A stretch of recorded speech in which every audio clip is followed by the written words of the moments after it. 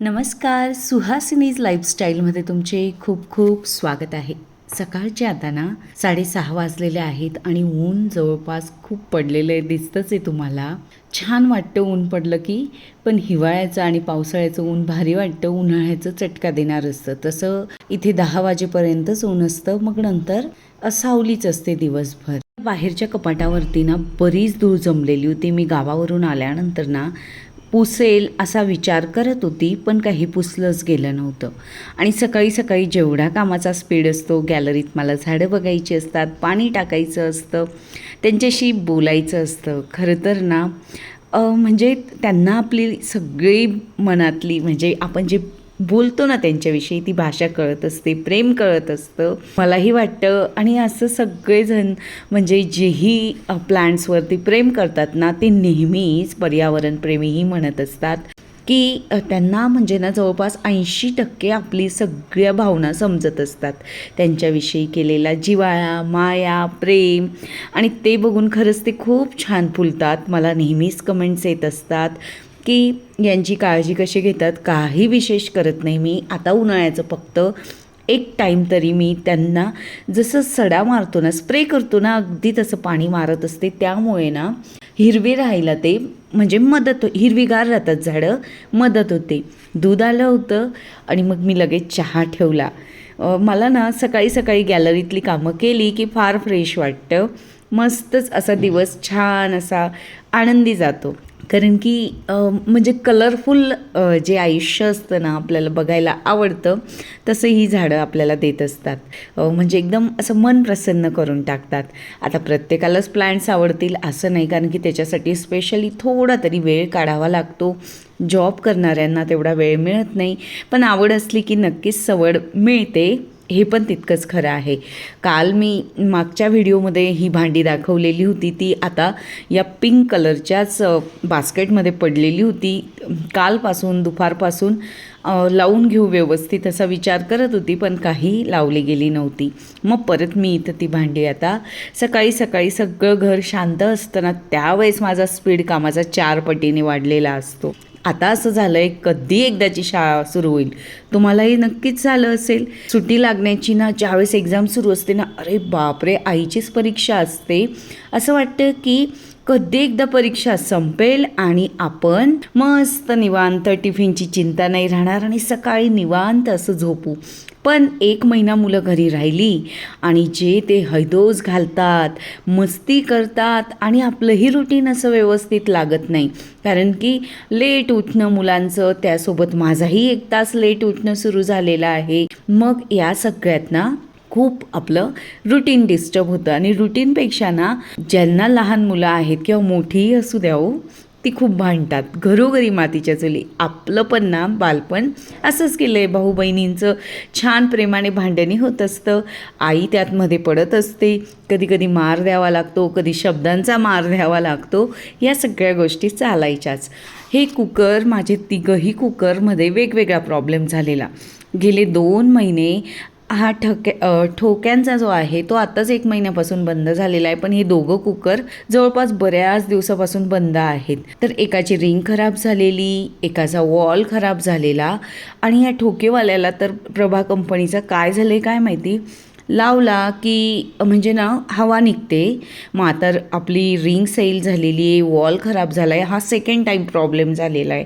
मग ना खूप खरं तर ना माझं कुकरला मला ना प्रेस्टीज आणि स्टॉल या कंपनीवरती जास्त म्हणजे भरोसा बसलेला आहे. एकदम मस्त डोळे झाकून घ्या तुम्ही. प्रेस्टीजचे ना उभट असलेले कुकर नाही घ्यायचे, जे असे आडवे असतात ना रुंदीने जास्त, त्या कुकरमध्ये करपत नाही. आणि स्टॉल तर बेस्टच आहे. मी मागच्या पुण्याच्या व्हिडिओमध्ये पण माझ्या आईने घेतलेला तो कुकर, त्या कंपनीचा कुकरही अगदी मस्तच आहे. अंघोळ केली, मग देवपूजा करून घेतली. अगदी साधी सुधी विमचं लिक्विड वापरत असते मी. आणि आज तर पाण्यानेच देवांना अंघोळ घातली होती. छान फुलं होतीच माझ्याकडे. नंतर म्हणजे देवांना फुलं वाहिली. मी ना मोगऱ्याची पण ना माझी बहीण आली होती मागच्या आठवड्यात, तर त्यावेळेस आम्ही बाजारात जाऊन, तुम्ही व्हिडिओ बघितलाच असेल, मोगऱ्याच्या वेण्या आणलेल्या होत्या. जवळपास मला 130 रुपयात 2 डझन मिळालेल्या होत्या. आता ती सांगत होती मुंबईला मोगरा महाग आहे, 50 रुपयाला 2 वेण्या मिळतात, आमच्याकडे म्हणजे 100 रुपयाला एक डझन मिळून जातात जनरली. पण त्या दिवशी ताईंना ना संपवायचा होता माल आणि काही बाजारात फुलं पण नव्हते. मला बहिणीने सांगितलं की आणि जे बघा असं लोकरच्या याच्यात गुंफलेली जी फुलांची माळ असते ना देवाची, ती इथे 50 रुपयाला मिळते आणि मुंबईला 10 रुपयाला मिळते. 2 गावं, 2 फुलांचे प्रकार आणि त्याच्यामध्ये भावामध्ये पण किती फरक आहे. तसंच मग आता स्वयंपाक करायचा होता. फ्रीजमधून सगळेच डब्बे मी बाहेर काढून घेतले एकसाथ, की सारखं फ्रीज उघडवण्याचा म्हणजे त्रास होणार नाही. आणि फ्रीजची हवा पण सारखी कूलिंग म्हणजे जास्त वेळेस उघडवल्यामुळे परत फ्रीज नॉर्मल टेम्परेचरवर जातं आणि परत त्याला तेवढी एनर्जी घ्यावी लागते. मग फ्रीजचे डबे काढले, त्यातला पसारा होता बऱ्यापैकी झाला होता किचन ओट्यावरती, तो आवरून घेतला. किचन ओट्यावरती चहा वगैरे केल्यानंतर काही थोडंफार ना असे डाग वगैरे पडतातच, तर मी ते पुसून घेतलं. डबे व्यवस्थित फ्रीजमध्ये ठेवून दिले. खोबरं होतं, जे नारळ होते ना ते मला फोडून घ्यायचे होते, तेही फोडून घेतले. तर स्वयंपाक करण्यापूर्वी मी गॅस ओट्याला ना एक कपडा मारून घेतलेला. भाजी नसली ना तरीही आपल्याला प्रश्न पडतो की नेमकं काय बनवायचं, आणि जास्तीच्या भाज्या असल्यावर तेव्हा तर जास्तच प्रश्न पडतो की आत्ता काय बनवायचं. हे तुमच्यासोबतही नक्कीच घडत असेल. माझ्याकडे 1 किलो बटाटे होते, पण त्यांना ना कोंब आले होते बऱ्यापैकी. मग ते संपवून टाकायचे होते म्हणून मी त्यांना एक साथ वाफवून घेतलं आणि 2 दिवस असा वापर करून घेतला. कारण एक दिवस भाजी केली आणि एक दिवस बटाट्याचे पराठे केले. जर पण बाजारातून बटाटे आणतो ना ते लवकर खराब होत नाही, पण ब्लिंकिटवरून मागवलेले कांदे आणि बटाटे म्हणजे अतिशय खराब असतात हे माझं लक्षात आलेलं. मी ब्लिंकिटवरून ना म्हणजे वस्तू मागवल्या होत्या लिक्विड वगैरे, तर त्याचे पैसे असं म्हणजे फ्री डिलिव्हरीसाठी मी कांदे 1 किलो आणि 1 किलो बटाटे ॲड केलेले. पण कांद्यांमध्ये अळ्या निघाल्या आणि बटाट्यांना लगेच दुसऱ्या तिसऱ्याच दिवशी कोंब आलेले. आपण पैसे तर सारखे देतो, पण हा अनुभव पण मला ब्लिंकिटवरचा आलेला आहे. एकदा मी टिश्यू पेपर मागवले होते, तर त्यांचीही म्हणजे डेट वगैरे गेलेली होती. असं तुम्हालाही म्हणजे लक्षात येत असेल. मला माझ्याच गल्लीत राहणाऱ्या ताईंनी सांगितलं होतं की सकाळी 8 वाजता मागवायच्या वस्तू छान येतात. नंतर मी नक्कीच कधीतरी वेळ आली तर ट्राय करेल, पण लोकल मार्केटला मला असं वाटतं जावं आणि खरेदी करावी, ती छान निघतात. मी विचार करत होती मी निवडून आणलेले कांदे एवढे खराब कसे, पण नंतर लक्षात आलं अरे की 1 किलो मी ब्लिंकिटवरून मागवलेले म्हणून हे असे खराब निघत आहेत. सोप्याचं कवर ना खराब झालं होतं, मग मला ते धुवायला टाकायचं होतं, पण आता मुली घरीच आहेत आणि मग ते सोप्यावर ज्यावेळेस बसतात ना या कुशनला ना पाय ठेवल्यामुळे खूप खराब होऊन जातं, म्हणून मग मी परत कव्हर नवीन जे माझ्याकडे एकुलतं एक आहे ते टाकलं. मला कवर घ्यायला जायचं आहे शॉपमध्ये, पण वेळच नाही मिळत आहे. असं म्हणजे कंटाळा येतो की उद्या जाऊ या विचाराने. आणि ज्या दिवशी शॉप सोमवारी बंद असतात त्या दिवशी आठवतं की चलायचं का आता आपण घ्यायला. मी नक्कीच तुम्हाला ज्या ठिकाणी म्हणजे कवर घ्यायला जाईल ना तिथली टूर नक्कीच देईल दुकानाची. आणि ह्या उशाना मी IKEAमधूनच घेतलेल्या, पण मी दाखवायला विसरली होती. मी कपाटात ठेवून दिलेल्या होत्या. 3 उशा घेतलेल्या मी. पिलो विथ कवर 300 रुपयाला मिळालेली. छान आहे, अगदी सॉफ्ट आहे. मला ना ते सोप्याशी मॅचिंग वाटलं होतं, ब्ल्यू आणि व्हाईट कॉम्बिनेशन, मग त्यामुळे मी तिथं घेतल्या होत्या. हे ना मी प्लांट नवीन घेतलेलं, माझ्या बहिणीने पण इथून घेतलेलं ते प्लांट तिने मुंबईला घेऊन जाण्यासाठी.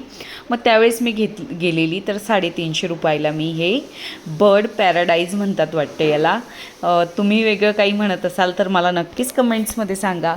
याला ना छान असं म्हणजे पुसलं ना तर मस्तच दिसतं. माझ्याकडे स्प्रे नाही आहे, बॉटल बिस्लरी बॉटललाच परत स्प्रे करावा लागेल. मी ना त्याला होल पाडून घेते, पण ह्या मुली वापरतात आणि त्या कुठंतरी फेकून देतात, मग ती डस्टबिनमध्ये चालली जाते बॉटल. नेहमीच ना प्लांट्सची पानं हिरवीगार ठेवण्यासाठी असं पुसून घ्यायचं, नाहीतर स्प्रे तर रोज मारायला हवा किंवा 1 दिवसाआड तरी मारायला हवा.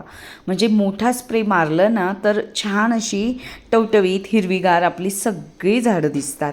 नंतर सकाळची कामं एकसाथ सुरूच होतं. जेवण बनवणं, हॉल आवरणं, हॉलपासून आवरत जेवण वगैरे सगळं करत किचन आवरला आणि मग मी बेडरूमकडे आली. बेडरूम मी सकाळी थोडंसं स्वच्छ करून घेते, पण ज्या रूममध्ये कपडे घड्या करण्यासाठी शिल्लक असतात म्हणजे तर ते मी तसाच राहू देते तो. आणि मग कपडे वगैरे घड्या केल्यानंतर ना बेड आवरून घेत असते. मग दुपारची सगळी कामं झाली, 3-1 वाजले होते. मला ना या ड्रॉवरमध्ये भरपूर पुस्तकं आहेत आणि पुस्तकं वाचायला हवीत याची जाणीव सारखं होत असते ज्यांना पुस्तकं वाचायला आवडतात ना. पण आपण आता ह्या ज्या सोशल मीडियाच्या जगात आहोत आणि मी तर यूट्यूब, इंस्टाग्राम यावरती म्हणजे व्हिडिओ टाकणं, रील्स बनवणं, तर त्यामुळे ना मला स्वतःलाच जाणवायला लागलेलं माझा दिवसभरातला 70% वेळ मोबाईल्सच्या आजूबाजूलाच जात आहे. मग मी विचार केला की समोर एक्झॅक्टली मला पुस्तकं दिसतील आणि मग मी ती वाचेल तरी. आणि म्हणजे आता सुट्टी आहे तर मुलंही मग फक्त टी व्ही बघतात. आता क्लासेस पण लावले ना, पण मला क्लासेसचाही हा अनुभव आला की आपण सुट्टीमध्ये मुलांना क्लासेस लावतो, परत आपल्याला आपलं गावाला जाणं किंवा शिक्षकांचं गावाला जाणं असं होतं. आणि मला तर ना खरं सांगू का की यापुढे मी ना सुट्टीमध्ये मुलींना क्लास लावणार नाही. कारण ही सगळी मला मी 2-3 क्लासेसचं बघितलं फक्त पैशासाठी ना. ते लोकही म्हणजे याचं क्लास त्याचा क्लास काढतात आणि प्रॉपर ना तेवढं काही शिकवत नाही. जे वर्षभरात जे आपण क्लास लावतो तर त्यामध्ये तरी व्यवस्थित होतं. म्हणजे मुलींना ना मागेच एक क्लास लावलेला आणि अगदी 15 दिवसाचे ना 2,000 रुपये घेतलेले. पण 2,000 रुपयासारखं आपल्याला जर आउटपुट मिळत नसेल तर तेही आपल्याला म्हणजे एक फसवणुकीसारखं वाटतं. म्हणून मग मी विचार केलेला की यापुढे जरा विचार करूनच क्लास लावायचे, नाहीतर पैसे खूप वाया जातात. मला 2 ठिकाणाचा असा अनुभव आलेला आहे. एका ठिकाणी तर 6,500 रुपये फी भरलेली, पण तेवढं आउटपुट मिळतं आहे असं मला नाही जाणवत. मग माझे मिस्टर नेहमी सांगतात नको लावू. आता हे व्हिडिओ ऐकतील ना तर मला म्हणतील मी सांगितलेलं तू ऐकत नसते, पण स्वतः जेव्हा म्हणजे अनुभव येतो तेव्हा समजतं. सोबतच ना सुट्टीमध्ये मुलांची पण मनस्थिती नसते शिकण्याची, त्यामुळे पण हे सगळं घडून येत असेल. मग मी विचार केलेला की मी थोडं मोबाईलचं बघणं कमी करून आता जरा मी पुस्तकांवरती भर देणार आहे. खरंच मी स्वतःशी येताना निश्चय केलेला आहे की मी पुस्तकं थोडी वाचेल, की मी संध्याकाळी 6 नंतर ना शूटिंग व्यतिरिक्त मोबाईल नाही बघणार. म्हणजे व्हिडिओ मला जे मोटिवेशन देतात ना ते बघते मी, म्हणजे ते लावून देत असते आणि माझं काम करत असते. पण रील्स जर एक पण बघायला लागलं ना तर असा तास, 1 तास, 2 तास, 3 तासही कुठे निघून जातात ना तरी ते कळत नाही. हे तुमचाही अनुभव असेल आणि माझाही असेल. आणि पुस्तकं आपल्याला काय देतात हे सांगण्याची मला गरज नाही, कारण की ज्यांना आवडतात पुस्तकं वाचायला ते खरं तर खूप जवळचे मित्र समजतात पुस्तकांना. बऱ्याचदा ना आपल्या प्रत्येकाच्या आयुष्यात असा एक काळ येतो की बाहेरून पाहिलं ना सगळं अगदी शांत सामान्य वाटत असतं, पण अंतर्मनामध्ये अनेक विचार, अनेक प्रश्न सुरू असतात. आणि ज्यावेळेस आपण अशा कन्फ्युजन सिच्युएशनमध्ये असतो ना त्यावेळेस ना बघा तुम्ही, आपल्याला पुस्तकं नक्कीच उत्तर देतात.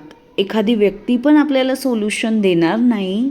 इतकं पुस्तकं आपल्याला म्हणजे त्यांच्या अनुभवाद्वारे आपल्याला उत्तरं देत असतात. खूप काही शिकवतात पुस्तकं. ज्यावेळेस आपण यांच्याशी घट्ट मैत्री केली ना त्यावेळेस कळतं. मीही बऱ्याच दिवसापासून कधीतरी मध्येच एखादं पुस्तक वाचत होती, थोडा वेळ वाचत होती, पण आता मी नक्कीच वाचणार आहे. आणि जे पुस्तक वाचलेलं राहील ना त्याबद्दल नक्कीच तुम्हाला थोडंफार म्हणजे काय वाचलं तेही सांगत जाईल. ज्यावेळेस सुट्टीमध्ये माझी लहान बहिणी जी ठाण्याला, मी तिच्या मुलाचा आम्ही अनुभव घेतलेला की ती ना म्हणजे आता ती वर्क फ्रॉम होम असतं तिला, पण ती जास्त मोबाईल बघत नाही. बघते असं म्हणजे बघतच नाही असं नाही, पण तिच्या मुलाला तिने इतकी छान सवय लावलेली आहे की तो मोबाईलला आईला विचारल्याशिवाय हातही लावत नाही. म्हणजे आधी विचारतो तो की मम्मी फोन घेऊ का, आणि मगच तो टच करतो. नाहीतर आजकाल असं शक्यच नाही. मुलं म्हणजे पॅरेंट्सला विचारण्याची वेळ पण येत नाही, सतत मुलांना मोबाईल लागतो. ते माझ्या घरी असू द्या, तुमच्याकडे असू द्या, सगळीकडे हेच सिच्युएशन आहे. मग मी नंतर हे पण ऑब्झर्वेशन केलं, हे का होतं आहे, कारण की त्याची आई त्याला म्हणजे त्याची आई स्वतः मोबाईलपासून दूर राहते. आता मला ते करणं शक्य नाही, कारण की मी यूट्यूब वगैरे करते, त्यामुळे मला व्हिडिओला मोबाईल लागतोच. पण मी रील्सवर कंट्रोल करणार आहे. सकाळी मी नारळ फोडून घेतलेलं होतं, तर मला त्याची मसाला म्हणजे ग्रेव्ही तयार करून घ्यायची होती. मी यापूर्वीही दाखवलेली आहे. भरपूर असं मी खोबरं घेतलेलं, लाल मिरच्या घेतलेल्या, धने जिरं घेतलेलं, कांदा घेतलेला, लसूण आणि हे सगळं भाजून घेतलेलं. कोथिंबीर नव्हती माझ्याकडे, नाहीतर कोथिंबीर पण ॲड करते मी. कधीतरी थोडेसे तांदूळ घेत असते 2-1 चमचे, आणि कधीतरी हरभऱ्याची डाळ पण घेते. पण यावेळेस मी हे दोघं घेतलेले नाही, आणि याची ग्रेव्ही मी तयार करून घेतलेली आहे. टमाटे पण ॲड करते मी याच्यात. यापूर्वी करायची, पण माझं हे लक्षात आलेलं की ज्यावेळेस टमाटे ॲड करतो तर त्यावेळेस ती ग्रेव्ही लवकर खराब होते जर जास्त दिवस ठेवली तर, 8 दिवसाच्या पुढे.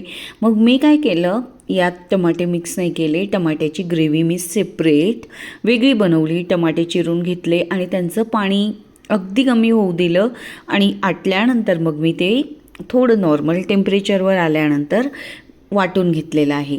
या प्लेट्स नवीन आणलेल्या होत्या, त्याचे स्टिकरही मला काढायचे होते. तेही थोडंसं गरम करायच्या प्लेट्स. आणि कुठलंही भांडं तुम्हाला माहिती असेल तर ते गरम केल्यानंतर ॲटोमॅटिकली स्टिकर वरती येतं, आणि मग ते आपण चाकूने वगैरे असं उचलून काढू शकतो. या पद्धतीने दोघंही ग्रेव्ही केल्या. मग संध्याकाळी डबूकोड्यांची भाजी आमच्याकडे मुलींना खूप आवडते, मग मी ते करायचं ठरवलं. बाजूलाच भात लावला, भाकरी शिल्लक होती सकाळची, आणि मग भाजी अशा पद्धतीने करून घेतली. ग्रेव्ही असली झटपट भाजी होते. चला मग आता आपण परत नवीन व्हिडिओसोबत भेटूया. आजचा व्हिडिओ कसा वाटला तेही मला नक्की सांगा. बऱ्याच दिवसानंतर मी माझं नॉर्मल रुटीन शेअर केलेलं आहे. तुम्हाला पुण्याचे व्हिडिओ आवडलेही असतील, काही जणांना नसेल आवडलं. संध्याकाळ झालेली होती, दिवसभराचं आज मी रुटीन शेअर केलेलं आहे, पण प्रत्येक गोष्ट शेअर नाही केली, कारण की असंख्य कामं असतात, आणि आजच शेअर करून दिलं तर उद्याच्या व्हिडिओसाठी काही शिल्लक राहणार नाही. संध्याकाळ झाली, मग देवपूजा करण्यासाठी मी म्हणजे दिवा वगैरे लावून घेतला. आणि मुलींना सांगते मी बऱ्यापैकी वेळेस की दिवा लावा रोजच, पण आज मी व्हिडिओ करत होती म्हणून मग मीच लावून घेतलेला. नंतर जेवणं वगैरे झाली, किचन ओटा आवरला, माठ भरून घेतला, सगळ्यात महत्त्वाचं काम. चला परत भेटूया नवीन व्हिडिओ.